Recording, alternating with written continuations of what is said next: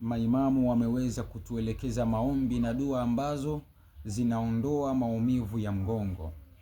Moja kati ya maimamu, al-Imam al-Baqir alayhi salatu wassalam, anasema ikiwa mgongo wako unauma, basi chukua mkono wako, weka katika mgongo wako hivi. Ukishaweka ule mkono, kisha soma maneno haya: wama kana linafsi an tamuta illa biidhnillahi kitaban muajjala waman yurid thawaba ad-dunya nu'tihi minha waman yurid thawaba al-akhirah nu'tihi minha wasanajizi shakirin.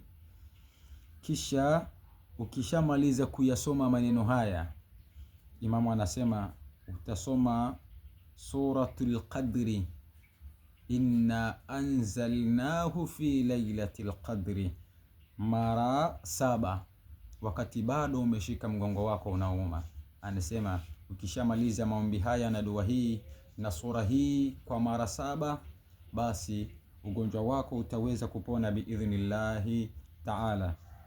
Dua yenyewe ni nairudia ili uweze kuihifadhi vizuri: wama kana linafsi an tamuta illa biidhnillahi kitaban muajjala waman yuridi thawaba ad-dunya nu'tihi minha waman yuridi thawaba al-akhirah nu'tihi minha wasanajizi shakirin.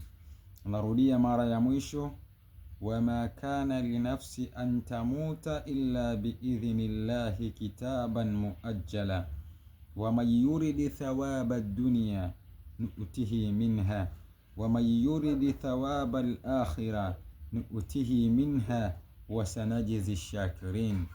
Walhamdulillahi rabbil alamin.